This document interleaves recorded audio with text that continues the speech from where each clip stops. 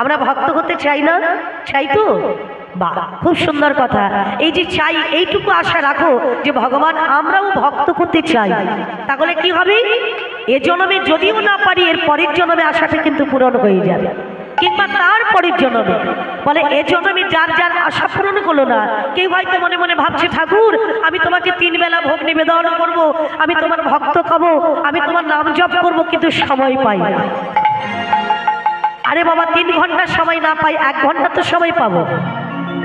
1 ঘন্টা যদি আমি ভগবানের কাছে একটু সময় দিই বাবা, দেখলাম একটু সময় বেশি হলে হয়তো ভক্তিটা আরো নিবেদন করতে পারতাম, সে জায়গায় আমার সময় না। ভগবান বলছে বেটা, এ জন্মে তোমার যে আশাটা পূরণ হলো না, কোনো না কোনো জন্মে তোমার সেই আশা পূরণ হয়ে যাবে। নিতাই গৌর হরি বল হরি বল। ওই জন্য ভগবানের সেবা পুজো থেকে বঞ্চিত হবেন না। সব থেকে কোনটাকে মানে কোন ভালোবাসাটা বেশি জানেন? যেটা বাৎসল্য প্রেম, সন্তান হিসেবে যে ভালোবাসা। হ্যাঁ, তো জয় রাধে। ভগবানকে কেউ বন্ধুরূপে ভালোবাসে, কেউ বা সখা রূপে ভালোবাসে, কেউ বা প্রেমিক রূপে ভালোবাসে, আবার কেউ বা সন্তান রূপে ভালোবাসে। আজকে আমরা যার কথা শ্রবণ করব, একজন বন্ধু হয়ে কিভাবে ভগবানকে ভালোবেসেছিল, আজকে আমরা তার কথা সাধন করব। তো চলুন আমরা চলে যাই একটু ত্রেতা যুগে। জয় রাধে। রাম নাম ভজরে মনুয়া, সীতারাম ভজরে। তাই গৌর হরিব নাম ভজরে মনুয়া, সীতারাম ভজরে। রাম নাম ভজরে মনুয়া, সীতারাম ভজরে। রাম নাম ভজরে মনামা, সীতারাম ভজরে। রাম নামের গুণে জলে ভাসে শিলা, পাষাণ মানবী হলো রে। রাম নামের গুণে জলে ভাসে শিলা, পাষাণ মানবী হলো রে। রাম নাম ভজরে মনুয়া, সীতারাম ভজরে। রাম নাম ভজরে মনুয়া, সীতারাম ভজরে। দেখো জটায়ু পাখি গরুর সন্তান, পক্ষী কুলে তার জনম রে। জটায়ু পাখি গরুর সন্তান, পক্ষী কুলে তার জনম রে। জটায়ু পাখি গরুর সন্তান, পক্ষী কুলে তার জনম রে। কাটা পাখা গজিয়ে রাম নাম ভজিয়ে। কাটা পাখা গজিয়ে রাম নাম ভজিয়ে, সে তো বই উঠে গেল রে। রাম নাম তাই গৌর হরি বল হরি বল হরি বল। সীতারাম ভজরে। রাম নাম ভজরে মনামা, সীতারাম ভজরে। সীতারাম ভজরে, সীতারাম ভজরে। বলো বলো প্রভু শ্রী রামচন্দ্র কি, প্রভু শ্রী রামচন্দ্র কি, প্রভু শ্রী রামচন্দ্র কি। সবাই জয়ধ্বনি দিচ্ছে। কেন? আমাদের রাম রাজা কবে গো? চতুর্দিকে ঢেরিপিটে জানানো হয়েছে, রাজ্যবাসী সবাই কত আনন্দ করছে, চতুর্দিকে আলো জ্বলছে, সবাই কত আনন্দ করছে। এবার তো সবাই হলো কি মা, আনন্দে সবাই বিভোর। তাহলে দশরথের স্ত্রী যারা ছিল তারাও সবাই কত আনন্দ করছে। হ্যাঁ, দশরথের অর্থাৎ রাজা দশরথের স্ত্রী কজন ছিল গো মায়েরা? স্ত্রী কজন ছিল মায়েরা? তিনজন, তাই তো? না আরেকটু বেশি হবে। বলে আমরা তো তিনজনেরই নাম শুনি বাবা, কৌশল্যা, কৈকেয়ী, সুমিত্রা, তাই তো? কিন্তু রাজা দশরথের 750 জন স্ত্রী ছিল, মানে 750 জন। কম হয়ে গেছে গো। হ্যাঁ, 750 জন স্ত্রী ছিল, তার মধ্যে প্রধান ছিল তিনজন, কৌশল্যা, কৈকেয়ী আর সুমিত্রা। কৌশল্যার ছেলে হলো প্রভু শ্রী রামচন্দ্র, আর কৈকেয়ীর ছেলে হলো ভরত, আর আমার সুমিত্রার ছেলে হলো লক্ষ্মণ আর শত্রুঘ্ন। হ্যাঁ গো ভাই, 4 জন ছেলে রাজা দশরথের। কিন্তু 4 জন ছেলে থাকতে থাকতে আমার রাম রাজা হবে কেন? কি বাবা, সকালে কি ভালো চায়? তুমি ভালো আছো, ভালো খাচ্ছ, বাড়ি করেছো, গাড়ি করেছো, টাকা জমিয়েছো, এটাকে সবাই দেখতে চাই বাবা? দূর বাবা, ওর ভালো হয়েছে তো আমার কি? প্রত্যেকটা সংসারে কিন্তু জটিলা কুটিলা সবই আছে বাবা। এমতো সময় হলো কি, রাজা দশরথের সংসারে অশান্তির ঝড় উঠলো। আমরা যে নারীটাকে খুব কটু দৃষ্টিতে দেখি বাবা, যে মেয়েটাকে, সেগুলো কি মেজরানী কৈকেয়ী। কৈকেয়ীর কথাটা আমরা সবাই জানি, আমরা সবাই বলা বলি করি, যা কিছু ঘটনা ঘটেছে ওই মেজরানী কৈকেয়ীর জন্য ঘটেছে। কি বাবা, আমরা রামায়ণ মহাভারত পড়ি তো, এটা আমরা সবাই জানি। কিন্তু মা, ওই নারীটা যদি না থাকতো তাহলে রাজা দশরথ বেঁচে ফিরতে পারতেন না। কেন? তাহলে একটু বলি বাবা। এমতো সময় রাজা কবে চতুর্দিকে ঘোষণা হয়েছে, সবাই কত আনন্দ করছে। আনন্দে একটা মতির মালা নিয়ে ছুটতে ছুটতে আমার মেজরানী কৈকেয়ী যাচ্ছে। এমতো সময় সামনে একজনের সঙ্গে দেখা হয়ে গেল, সে কে? মন্থরা। মন্থরার সঙ্গে যখনই দেখা হয়েছে, কৈকেয়ী বলছে, ওরে মন্থরা, আজ আমার কত বড় আনন্দের দিন, আমার বড় ছেলে রাম রাজা কবে রাজ সিংহাসনে বসবে, নে এই মতির মালা আমি তোর গলায় পরিয়ে দিলাম। আনন্দে বিভোর হয়ে মালাটা যখন পরিয়ে দিল, মন্থরা করলো কি, মতির মালাটাকে ছিঁড়ে ওটাকে দূরে ছুঁড়ে ফেলে দিল। মেজরানী কৈকেয়ী বলছে, এই মন্থরা, এটা তুমি কি করলে? আরে মালাটাকে ছিঁড়ে ফেলে দিলে কেন? জানো না আজকে কত বড় আনন্দের দিন, রাত পকালে আমার রাম রাজা কবে রাজ সিংহাসনে বসবে। মন্থরা বলে, আনন্দ তোমার হতে পারে, কিন্তু আমার কোনো আনন্দ হচ্ছে না। তোমার আনন্দ হচ্ছে না কেন?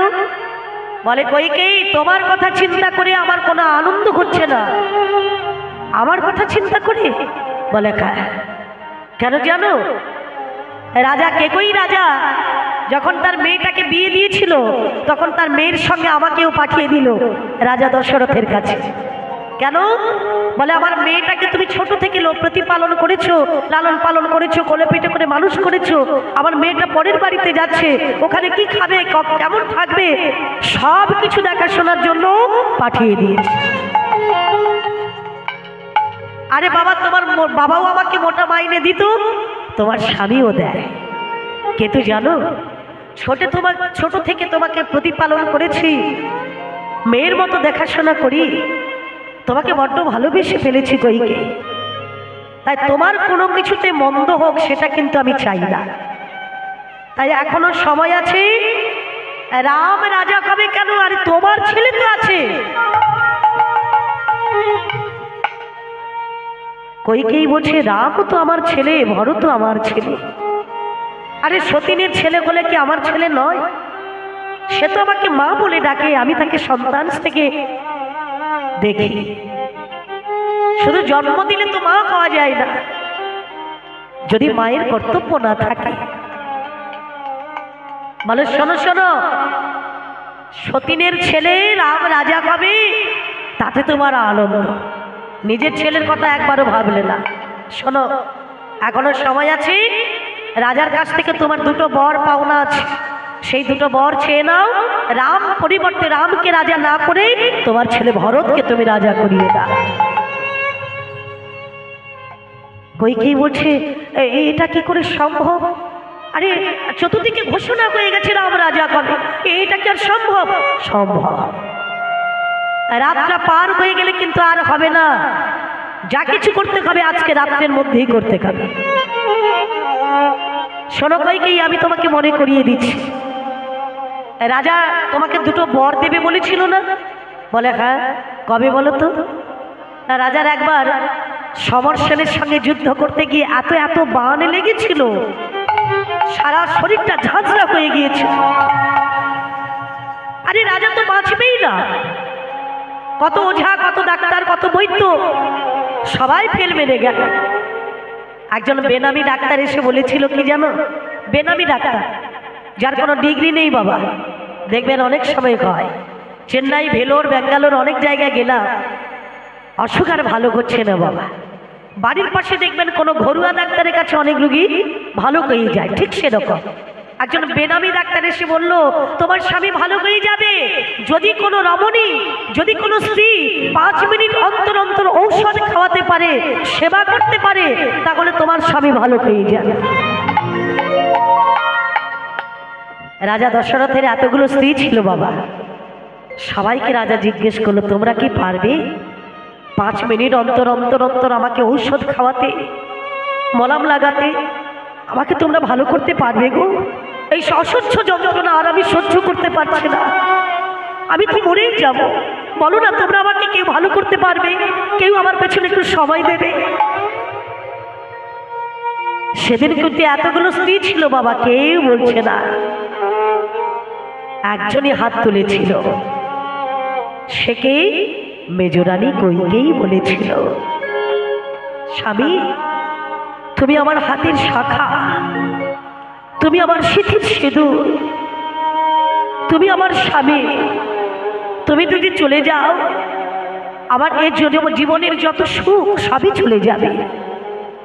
আমি তোমার সেবা করবো স্বামী, আমি কথা দিচ্ছি তোমাকে 5 মিনিট অন্তর অন্তর ঔষধ খাইয়ে সেবা করে আমি তোমাকে সুস্থ করে তুলবই।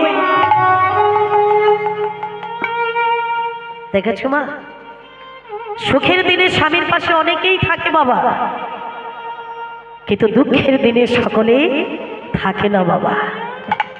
সেই তো হলো প্রকৃত স্ত্রী। এবত সময় আজকের মেজরানী করেছিল কি জানো? 5 মিনিট অন্তর অন্তর ঔষধ দিয়ে রাজাকে সুস্থ করেছিল। সেদিন রাজা দশরথ বলেছিল, কইকেই তুমি আমাকে মৃত্যুর হাত থেকে ফিরিয়ে এনেছো, বলো তুমি আমার কাছে কি চাও? কইকেই বলছে, স্বামী তুমি আমার স্বামী, আমি তোমার স্ত্রী, আমি তোমার কাছেই আছি। আরে বাবা, যদি কিছু চাইতে হয় তোমার কাছ থেকে আমার চেয়ে নিতে কতক্ষণ? সেদিনও মনে কোনো প্রাণ ছিল না বাবা, কোনো কুদৃষ্টি ছিল না, সরল মনে বলেছিল, স্বামী যদি কিছু প্রয়োজন হয় তোমার কাছ থেকে আমার চেয়ে নিতে কতক্ষণ? আর একবার কি হয়েছিল জানো? রাজা দশরথের নখের গোড়ায় একটা বিস্ফোরক হয়েছিল, ফোড়া হয়েছিল। এমনই একটা ফোড়া, কোনো ডাক্তার ভালো করতে পারছে না। ডাক্তার বৈদ্য এসে একটা কথা বলে গেল। কি কথা?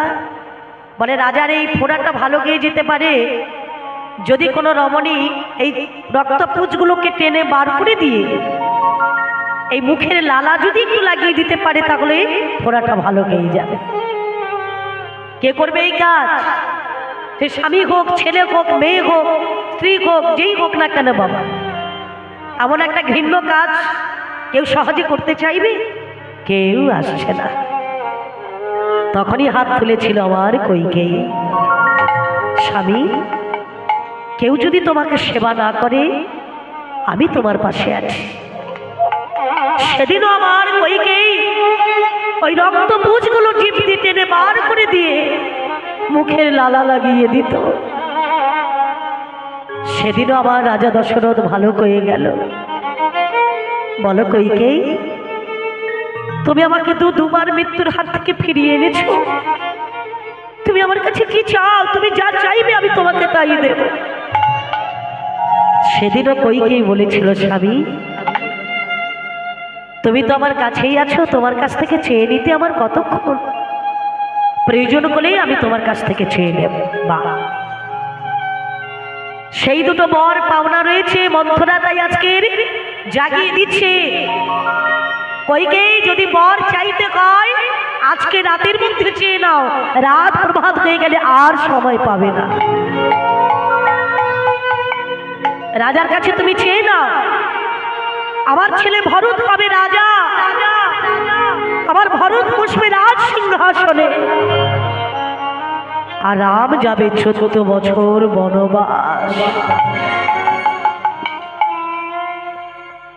ওমা নারী হতে সংসার গড়ে, আবার নারী হতে সংসার ভাঙে।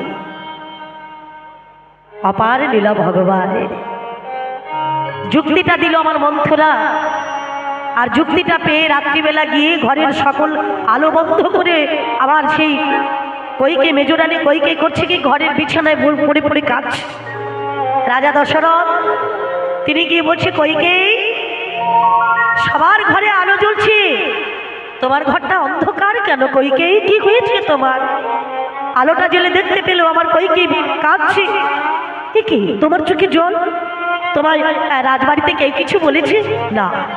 তাহলে তুমি কাঁদছো কেন? বলে স্বামী তুমি আজকের আমার কাছে প্রতিজ্ঞা করো, আমি তোমার কাছে যা চাইবো তুমি আমাকে তাই দেবে। এ তুমি কি বলছো কইকে?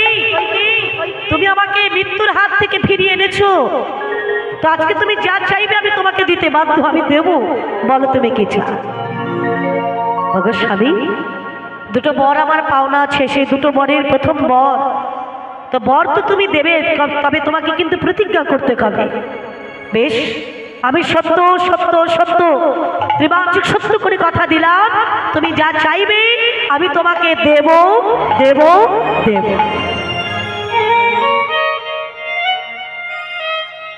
ক্ষত্রিয় ব্রাহ্মণ কথা যদি একবার দিয়ে দেয় বাবা, সেখান থেকে আর কথা ঘোরানো যাবে না।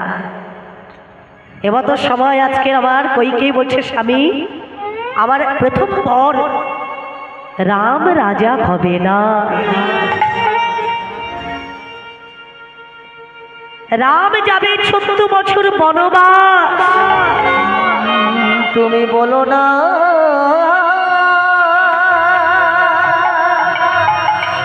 তুমি কি বলছো? তুমি অমন কথা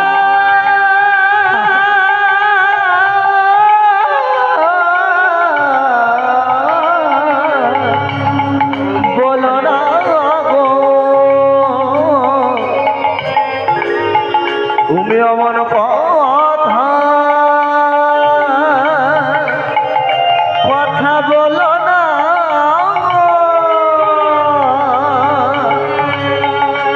ও মন্দাদরি গো,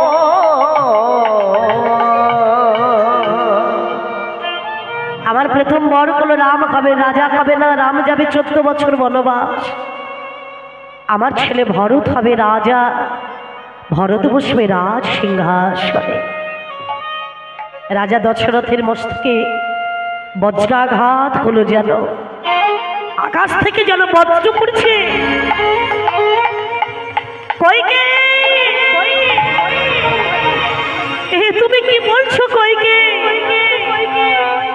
যে রাম তোমার নয়নের মণি, যে রাম তোমার হৃদয়ের টুকরো, কি করে বললে কইকে রাম যাবে 14 বছর বনবাস? স্বামী তুমি না ধার্মিক ক্ষত্রিয় রাজা, রাজধর্ম তোমার পালন করা কর্তব্য, তুমি আমার কাছে সত্য করেছো, আমি যা চাইবো তুমি আমাকে তাই দেবে। কিন্তু রাজা দশরথ বলছে কইকেই আমি তোমার ভরতকে রাজা করে দেব, আমি তোমার ভরতকে রাজ সিংহাসনে বসিয়ে দেব, তবে এই বরটা তুমি ফিরিয়ে নাও কইকে। আমার রামকে তুমি 14 বছর বনবাস দিও না, আমার রামকে তুমি 14 বছর বনবাস দিও না, আমার রামকে তুমি 14 বছর। ওরে রাম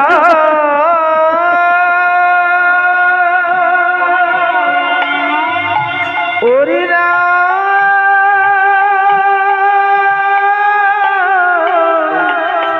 রাম রে স্বামী, তুমি যেহেতু প্রতিজ্ঞা করেছো, প্রতিজ্ঞা তোমাকে রক্ষা করতে হবে। রাজা দশরথ বলছে, বেশ, প্রতিজ্ঞা যখন করেছি সেই প্রতিজ্ঞা পূরণ করতে হবে, তা না করলে যে অপরাধ হয়ে যাবে। ঠিক আছে, তবে ওগো কইকেই, ছেলে যখন ছোট থাকে তাকে যেমন ভাবে বাবা মা চালনা বলনা করে সেইভাবে চলে, কিন্তু ছেলে যখন বড় হয় তাকে একটু জিজ্ঞেস করতে কয়, তারও একটা মতামত নিতে কয়। আমার রাম তো বড় হয়েছে, আমি আমার রামকে একবার জিজ্ঞেস করি, আমি আমার রামকে একবার জিজ্ঞেস করি যে রাম, তুমি কি পারবে পিতৃসত্য পালনের জন্য? তুমি কি যেতে পারবে 14 বছর বনবাস?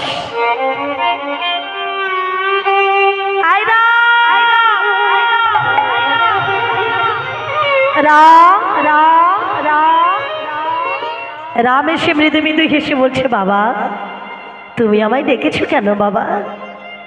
বলছে, জানো রাম, আমি তোমার মায়ের কাছে প্রতিজ্ঞাবদ্ধ। তোমার মা চেয়েছে আমার ভরত হবে রাজা, ভরত বসবে রাজ সিংহাসনে। এ কথা শুনে রামচন্দ্র প্রভু বলে, এ তো খুব ভালো কথা, ছোট ভাই ভরত বসবে রাজ সিংহাসনে, এ তো খুব আনন্দের কথা, এটাই ভালো হবে বাবা। কিন্তু রাম, আর একটা শর্ত কি তুমি পালন করতে পারবে?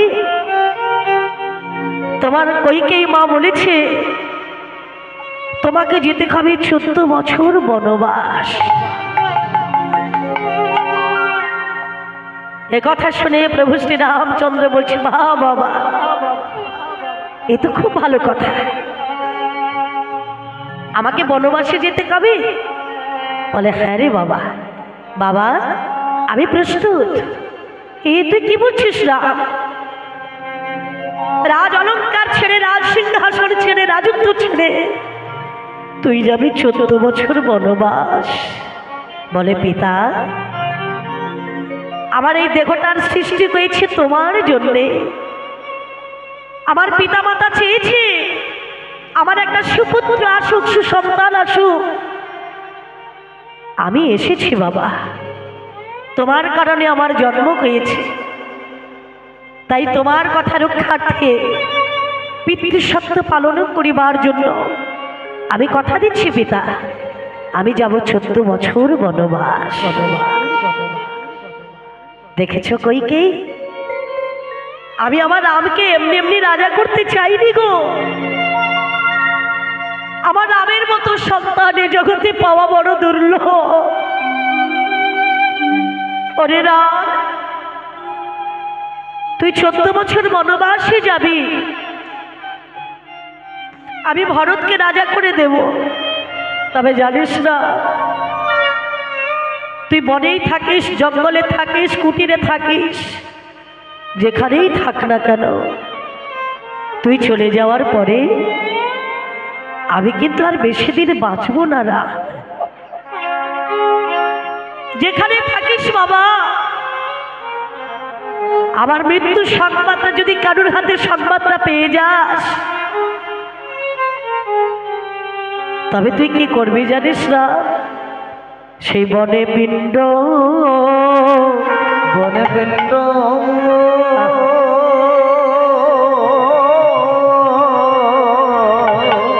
করে দিয়ে দিবি। তুই বনে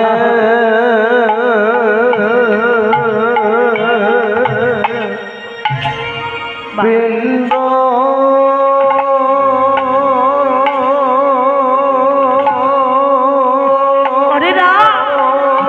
তোর কাছে আর আমি কিছু চাই না রা, তুই যেখানেই থাকিস না কেন পিণ্ড দিয়ে আমার মৃত্যু সংবাদটা পেলে দিয়ে দিবে। বলে, আর তো কিছুই কিছুই ওরে রাম রে, ওরে রাম রে, ওরে চাই না আমি ওই না বনে পুণ্ড ও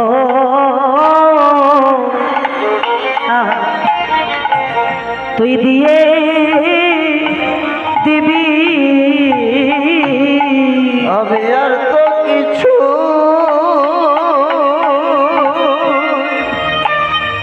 কিছুই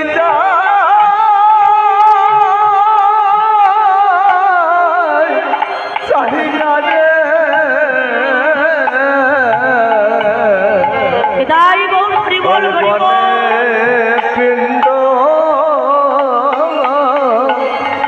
পিণ্ড দিয়ে দিয়ে দিবি ওরে বনে থাকিস আরে রনে থাকিস, রনে থাকিস ও তুই বনে পিণ্ড ওরে রাম দিয়ে দিবি ও তুই বনে থাকি আমার বনে থাকি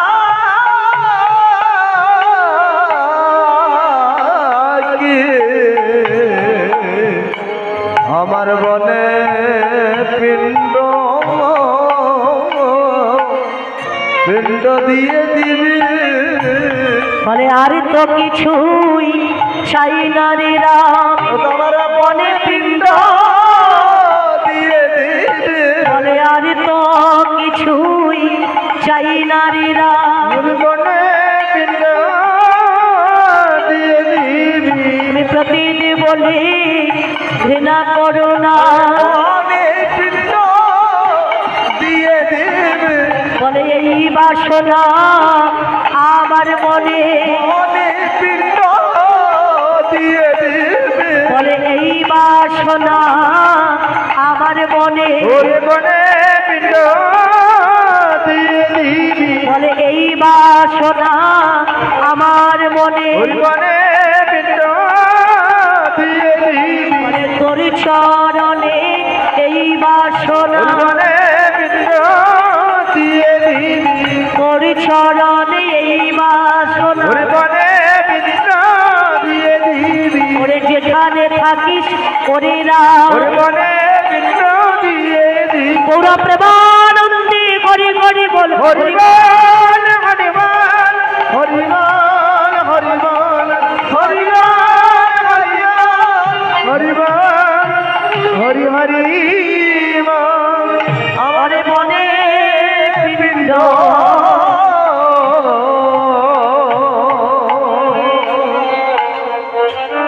পিণ্ড দিয়ে দিয়ে দিবি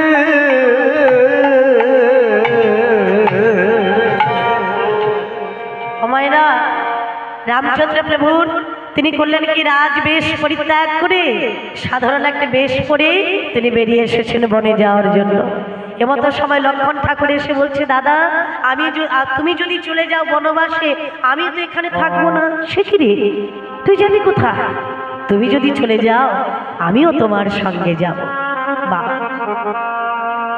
এমতো সময় আজকে রামচন্দ্র প্রভু বেরিয়েছে, লক্ষ্মণ বেরিয়েছে, সীতার ঠাকুর অর্থাৎ সীতামা এসে বলছে, স্বামী আমিও তোমার সঙ্গে বনে যাব। এ কি সীতা, তুমি রাজ আভরণ ছেড়ে একটা সাধারণ বেশ ধারণ করে তুমি আমার সঙ্গে যাবে বনে? বলে স্বামী, স্বামী থাকবে জঙ্গলে আর আমি থাকবো সোনার পালঙ্কে শুয়ে রাজ অলঙ্কার পরে। এমন শিক্ষা তো আমার বাবা মা আমায় দেয়নি। অগো স্বামী, তুমি যদি বনে থাকো আমিও তোমার সঙ্গে বনে থাকবো। তিনজনে বেরিয়ে গেছি বাবা। হাগমা রাম যখন বনে যাচ্ছে সকলের চোখে জল পড়ছে, সবাই কাঁদছে, আর একজন কিন্তু কাঁদছে। সে কে বলতো? মেজরানী কইকে। দরজার ফাঁকে দাঁড়িয়ে দাঁড়িয়ে দূর থেকে আমার রামকে দর্শন করছে আর অন্তরে বলছে, ওরে রাম এ জন্মে আমি তোকে গর্ভে ধারণ করতে পারিনি না, আমি মা হয়েও তোকে বনবাস দিলাম। রে রাম রে, এর পরের জন্মে যদি আমার জন্ম থাকে তবে আমার অন্তরের বাসনা আমি যেন তোকে গর্ভে ধারণ করতে পারি, আমি যেন তোর মা হয়ে জন্ম নিতে পারি। অন্তর্যামী ভগবান বলে, মাগো তোমার গর্ভে আমি জন্ম নেব মা, তোমার অন্তরের বাসনা আমি জানতে পেরেছি মা। এর পরের জন্মে তুমি আমার মা হবে, তবে তোমার গর্ভে জন্ম নেব, তোমাকে মা বলে বলবো না, তোমার কোলে বসে স্তন পান করব না। আসি মা, তোমরা সবাই ভালো থাকো। প্রভু শ্রী রামচন্দ্র চলে গেল বনবাসে। এমতো সময় আজকের, সেই সময় কিন্তু আমার ভরত বাড়ি ছিল না। ভরত ছিল কোথায়? মামার বাড়ি, কেকই রাজার কাছে। হ্যাঁ গো মা, রাম চলে যাওয়ার পরে রাজা দশরথ প্রাণ ত্যাগ করেছে। যে সময় রাজা দশরথ প্রাণ ত্যাগ করলো, কোনো সন্তানই কাছে না। একটা ঘিয়ের মধ্যে করে ডুবিয়ে রাখা হলো পিতার মরা দেহটা। সন্তান বাড়ি এলো। ভরত যখন কেকই রাজার কাছ থেকে ফিরছে, বাড়ি ফিরছে, অযোধ্যায় আসছে, সকলে আগুন দেখিয়ে বলতে লাগলো, ভরত, অযোধ্যায় রাজবাড়িতে যা কিছু ঘটনা ঘটলো সবই তোমার মায়ের জন্য ঘটলো। সবাই যখন আঙুল দেখিয়ে বলছে, সন্তান মায়ের কাছে ছুটে এসে বলছে, মা, মাগো, মাগো, এই সংসারে এসে তুমি এমন কি কর্ম করলে যার জন্য সবাই ছেলের দিকে আঙুল তুলছে? বলে, পিতামাতা যদি কোনো কুকর্ম করে তার শাস্তি ভোগ করতে হয় তার সন্তানকে। আমি তো তোমার সন্তান, ভগবান তুমি যে কুকর্ম করেছো তার প্রায়শ্চিত্ত আমিই করবো মা। তো রাম আজকের আমার ভরত বলছে, আমি ওই রাজ সিংহাসনে বসবো না, যে রাজ সিংহাসনের জন্য তুমি এত লড়াই করলে ওই সোনার রাজ সিংহাসনে আমি কোনোদিন বসবো না। আমার ভরত ছুটতে ছুটতে চললেন কোথায়? দাদা শ্রী রামের কাছে। জঙ্গলে গিয়ে ডাক দিচ্ছে, দাদা, দাদা, দাদা। কে? আমি ভরত। কি ভরত, তুই এই গভীর জঙ্গলে কেন এসেছিস? কেন এসেছিস ভাই? বাবা মা সবাই ভালো আছে? বলে, না দাদা, যেখানে প্রভু শ্রী রামচন্দ্র নয় সেখানে কি কেউ ভালো থাকতে পারে দাদা? শোনো দাদা, আমি তোমাকে ফিরিয়ে নিয়ে যেতে এসেছি, চলো তুমি ফিরে চলো। প্রভু শ্রী রামচন্দ্র বলছে, ভাই রে, ভাইয়ের অনুরোধ আগে না পিতার আদেশ আগে? পিতার কাছে সত্য করেছি আমি 14 বছর বনবাসে থাকব। যেদিনই 14 বছর পূরণ হবে সেদিনই আমি ফিরে যাব। তাহলে তুমি যাবে না দাদা? না। তবে শোনো দাদা, তুমি যদি না যাও তোমার ওই পাদুকা জোড়া আমায় দাও। কেন রে ভাই? এই পাদুকা জোড়া নিয়ে রাজ সিংহাসনে রেখে তোমার হয়ে 14 বছর আমি রাজ্য পরিচালনা করব। যেদিন তুমি অযোধ্যায় ফিরবে সেদিন তোমাকে রাজ সিংহাসনে বসিয়ে দেব। বেশ। এমতো সময় ভরত দাদার কাছ থেকে ফিরে এলো বাবা। ফিরে এসে তিনি রাজ্য পরিচালনা করছেন। 14 বছর পূরণ হলো। যেদিনই 14 বছর পূর্ণ হলো সেদিন আমার রামচন্দ্র প্রভু অযোধ্যায় ফিরছে। সবাই কত আনন্দ, রামচন্দ্র প্রভুর কাছে যে যা চাইছে সবাইকে দিচ্ছে। কিন্তু জানো মা, ভরতকে দেখতে না পেয়ে আমার রামচন্দ্র প্রভু জিজ্ঞেস করছে, এই আমার ভরত কোথায়? তাকে কেন দেখতে পাচ্ছি না? ভরত এসে বলছে, দাদা, ওরে ভাই আমার, তুই ভালো আছিস ভাই? বলে দাদা তোমার আশীর্বাদে কেটে যাচ্ছে। তবে শোনো দাদা, তুমি আজকে এসেছো, সবাই কত আনন্দ, আমারও আনন্দ। বলে ভাই রে, সবাই কত কিছু নিচ্ছে, হীরা নীলা মণিমুক্ত সোনার অলংকার কত কিছু চাইছে, তারা নিচ্ছে, যে যা যা যা চাইছে আমি তাকে তাই দিচ্ছি। বল ভাই তুই কি চাস? ছোট ভাই ভরত বলে উঠল, দাদা আমি তোমার কাছে যা চাইবো তুমি আমাকে তাই দেবে? নিশ্চয়ই দেব। তবে শোনো দাদা, আমি তোমার কাছে কি চাই জানো?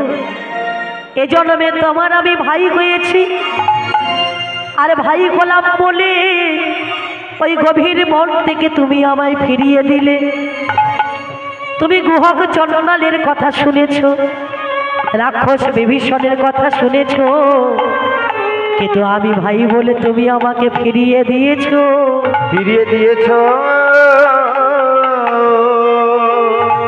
দাদা গো, এর অর্থাৎ যদি তুমি আমাকে কিছু দিতে চাও, এই জন্মে ভাই হয়েছি তাই তোমার আমার আশাটা পূর্ণ করলো না।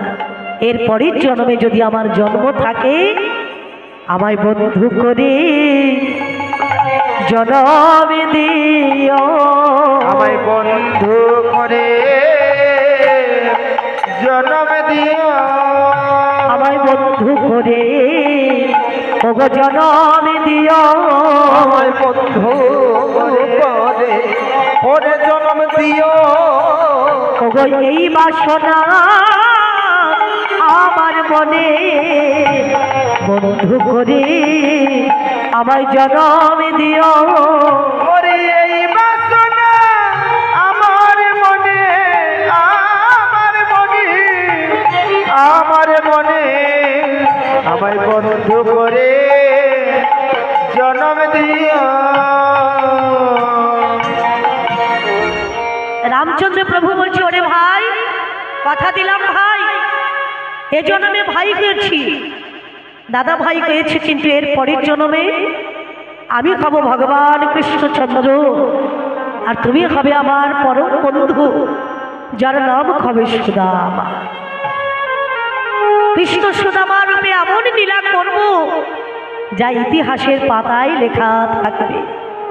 ওরে ভাই, এর পরের জন্মে আমরা বন্ধু হয়ে জন্ম নেব, সেই কথা দিল বাবা। ত্রেতা যুগ চলে গেল, এলো দাপর যুগ। সেই দাপর যুগে ভগবান কৃষ্ণ জন্ম নিলেন কোথায়? বৃন্দাবনে। বৃন্দাবনে জন্ম, অর্থাৎ জন্ম নিল কংস কারাগারে, আর লীলা করলেন তিনি বৃন্দাবন। এমতো সময় কৃষ্ণ প্রতিদিন আমার ভগবান কৃষ্ণচন্দ্র যেতেন কোথায়? গোছারণে, তাই না? তাহলে কৃষ্ণ লীলা আস্বাদন করতে গেলে আমাদের যেতে হবে বৃন্দাবনে। তো চলুন আমরা সবাই মিলে একবার বৃন্দাবনে চলে যাই। বৃন্দাবন ধাম, বৃন্দাবন ধাম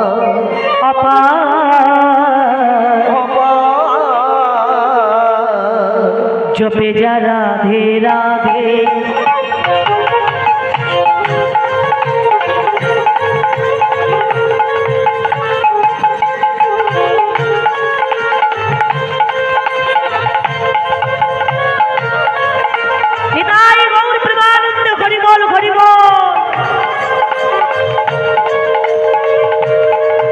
বৃন্দাবন ধাম অপার জপে যা রাধে রাধে, বৃন্দাবন ধাম অপার জপে যা রাধে রাধে, জপে যা রাধে রাধে, ভজে যা রাধে রাধে, জপে যা রাধে রাধে, ভোজে যা রাধে রাধে, জপে যা রাধে রাধে, ভজে যা রাধে রাধে, জপে যাও রাধে রাধে, ভোজে যাও রাধে রাধে, রাধে अलबेली, राधे अलबेली सरकार, जपे जा राधे राधे, राधे अलबेली, राधे राधे, राधे अलबेली सरकार, जपे जा राधे राधे।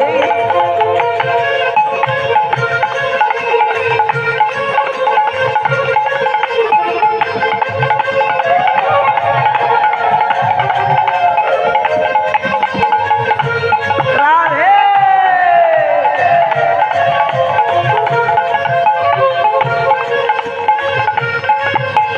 রাধা রাধা গাবে ও প্রেম পদার্থ পাবে রাধা রাধা গাবে ও প্রেম পদার্থ পাবে রাধা রাধা গাবে ও প্রেম পদার্থ পাবে রাধা রাধা হরি বল হরি বল ও প্রেম পদার্থ পাবে বাক গো যায় বেড়া পার জপে যা রাধে রাধে বকো যায় হরি বল হরি বল যায় তেরা পার চুপ রাধে রাধে বৃন্দাবন ধাম অপার চুপ রাধে রাধে বৃন্দাবন ধাম অপার চুপ রাধে রাধে বিদায় গো চুপ হরি যাও বল রাধে রাধে চুপ যাও রাধে রাধে চুপ যাও রাধে রাধে চুপ যাও রাধে রাধে বলো বলো রাধা রানী কি জয় হো না, আজকে তোমাকে বলতে হবে না, যারা ভক্তরা সেবা করতে বসেছে ওনারা সবাই বলবে, এত জোরে বলবে যেন থানা থেকে পুলিশ আসে। কি বলা যাবে তো সবাই? এই খেতে মানে সেবা করতে বসেছো, ভালো খিদে পাবে কিন্তু যদি রাধা নাম নিতে পারো। সবাই বলবেন তো? বাহ, সবাই একটু বলুন দেখি রাধা রানী কি। সবাই বলেনি, বলে না বাবা এত খিদে দরকার নেই। জয় রাধে হরি বল, বলো বৃন্দাবন ধাম কি, জয় হো রাধা রানী কি, জয় হো। ভগবান কৃষ্ণচন্দ্র কি, জয় হো। নিতাই গৌর হরি বল হরি বল। ভগবান কৃষ্ণচন্দ্র তিনি বৃন্দাবনে লীলা করছেন বাবা। কাদের নিয়ে? 24 জন সখাকে নিয়ে তিনি লীলা করছেন। 24 জন সখা, তার মধ্যেই প্রধান হলো 12 জন সখা। তো এই 12 জন সখা প্রতিদিন বনে যেতেন আমার কানাই। আজও তাই, সকালবেলা যখন বনে যাচ্ছে, বেরিয়েছে বাবা, একদিকে সুদামার বাবার নাম হলো মটুক ব্রাহ্মণ আর মায়ের নাম হলো লোচনা দেবী। মটুক ব্রাহ্মণ এবং মা লোচনা দেবী সুদামার মা। আজকে লোচনা দেবী কি করেছে জানো মা? লোচনা দেবী সুন্দর করে সুদামাকে সাজিয়ে দিচ্ছে। সুদামাকে বলে দিচ্ছে, আই সুদামা, শোন বাবা, কৃষ্ণের সঙ্গে বনে যাচ্ছিস, তবে একটা কথা শুনে যা, কৃষ্ণ যা, অর্থাৎ তুই যেমন আমার সন্তান, কৃষ্ণ কিন্তু আমার সন্তান। তুই যেমন আমার একটা ছেলে, কৃষ্ণ আমার একটা ছেলে। শোন বাবা, বনে গিয়ে এমন কিছু খেলা খেলবি না যাতে করে আমার কৃষ্ণ লজ্জা পায়, আমার কৃষ্ণ কষ্ট পায়, আমার কৃষ্ণ দুঃখ পায়, এমন কোনো খেলা খেলবি না। কি গো মা, কাকে বলছে? সুদামাকে বলে দিচ্ছে। কে বলছে? তার মা বলে দিচ্ছে। তো চিন্তা করে দেখো মা, প্রত্যেকটা সন্তানকে কিন্তু তার মা শিক্ষা দেয় যে বাবা এমন কোনো খেলা খেলবি না কেউ যেন কষ্ট না পায়। তাহলে সুদামার কথায় আমরাও শিক্ষা পাই। লোচনা দেবী বলে দিচ্ছে, বাবরে, কৃষ্ণ যেমন যশোদার সন্তান, তুই যেমন আমার সন্তান, কৃষ্ণ কিন্তু আমার একজন সন্তান। তাহলে আমার কৃষ্ণ কষ্ট পায় এমন কোনো খেলা খেলবি না। কি বাবা, এ সংসারে প্রত্যেকটা জীবকে বলছে, মর্তির মাটিতে গিয়ে তোমরা এমন কোনো খেলা খেলো না যে খেলা দেখে আমার ভগবান লজ্জায় মুখটা ফিরিয়ে নেয়। এমন কোনো কর্ম করো না যেখানে ভগবান আমাদের থেকে দূরে সরে যায়। তাই না বাবা? আমরা কিন্তু সেদিন কথা দিয়েছিলাম, কিন্তু দেওয়া কথাগুলো আমরা সবাই ভুলে গেলাম। এমতো সময় সুদামাকে সুন্দর করে সাজিয়ে দিয়েছি, আর সুদামাকে বলে দিচ্ছে, শোন বাবা, যা, কৃষ্ণকে সঙ্গে করে নিয়ে তোরা সবাই বনে যা। তেমতো সময় আজ আমার কৃষ্ণকে সঙ্গে করে নিয়ে 24 জন রাখালকে সঙ্গে করে নিয়ে কৃষ্ণ চললেন কোথায়? বনমাঝে। আমরা রাম কানাইয়ের সনে খেলবো রে খেলা, খেলবো রে খেলা, খেলবো রে খেলা, খেলবো রে খেলা, খেলবো রে রাম কানাই সনে খেলবো রে রাম কানার সাথে খেলবো রে খেলা খেলবো রে খেলবো রে খেলা খেলবো রে খেলবো রে আমরা রাম কানার সাথে খেলবো রে আমরা রাম কানার সাথে খেলবো রে আমরা দূর বনে যাব না খেলবো রে দূর বনে যাব না খেলবো আমরা দূর বনে যাব না খেলবো রে দূর বনে যাব না খেলবো রে ও খেলা খেলবো রে খেলা খেলবো রে ও খেলা খেলবো রে খেলা খেলবো রে রাম কানার সাথে খেলবো রে খেলা খেলবো রে খেলা খেলবো রে খেলবো রে খেলা খেলবো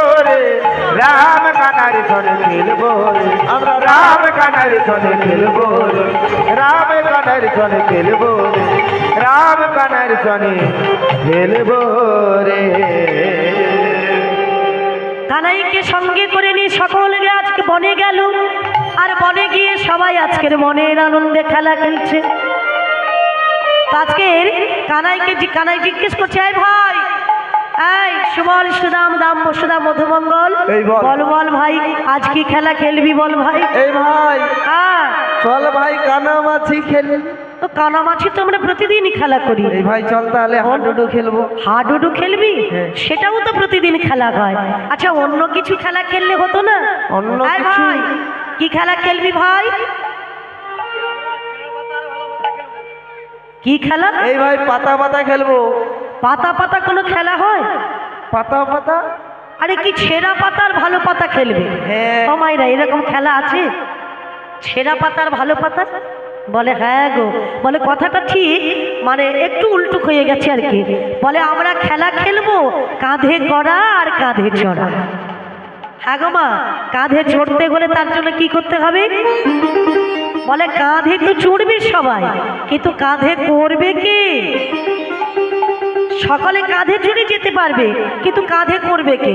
তার জন্য কি করতে হবে মা? বলে লটারি করতে হবে, লটারি। আরে বল, যার ভাগ্যে ছেঁড়া পাতা পড়বে তাকে কাঁধে করে নিয়ে যেতে হবে। তাই মতো সময় আছে কজন? বলে আছে আমাদের 24 জন সখা আর কৃষ্ণ বলরাম এই নিয়ে হলো 26 জন। এখন 26টা পাতা তুলে নিয়ে এসে কি করলো, তার মধ্যে একটা পাতাকে ছেড়ে দিয়েছে বাবা। ছেড়ে দিয়ে ওই পাতাগুলোকে ভালো পাতার মধ্যে মিশিয়ে দিয়েছে। তা দিয়ে আজকের আমার একজন পাতা ধরেছে আর সবাই টানছে। বাবা সবাইকে পাতা দিল, তা দেওয়ার পরে কানাই জিজ্ঞেস করছে, আই সুবল ভালো পাতা পেয়েছিস? আই ভালো পাতা পেয়েছিস? আই মঙ্গল মাধব ভালো পাতা পেয়েছিস? তোরা সবাই ভালো পাতা পেয়েছিস? হ্যাঁ হ্যাঁ হ্যাঁ। বাহ খুব ভালো। এখন সুবল বলছে, আয় কানাই তুই সবাইকে জিজ্ঞেস করছিস ভালো পাতা পেয়েছিস, ভালো পাতা পেয়েছিস, তোর পাতাটা দেখা। সবার পাতা তো দেখলি, তোর পাতাটা দেখা। বলে হ্যাঁ রে, আমার কি আর ভালো পানে ছেঁড়া পাতা পড়তে পারি? আমি হলাম রাজার ছেলে, আমার বাবার বাড়িতে 9 লক্ষ ধেনু আছে, আর 9 লক্ষ ধেনুর যত দুগ্ধ হয় সকল আমার মা আমাকে খাইয়ে দেয়। আমাকে সকলে বলে নাকি বিশ্বস্রষ্টা ভগবান। তাহলে বলে আমার ভাগ্যে কি ছেঁড়া পাতা পড়তে পারে? এই ভাই হ্যাঁ বলি শোন, তোর ডায়লগটা একটু বেশি হয়ে যাচ্ছে। আচ্ছা তোর পাতাটা আগে দেখা ভাই। আমার পাতাটা দেখবি? এই দেখ আমার এই কানাই চোর কানাই চোর কানাই চোর কানাই চোর।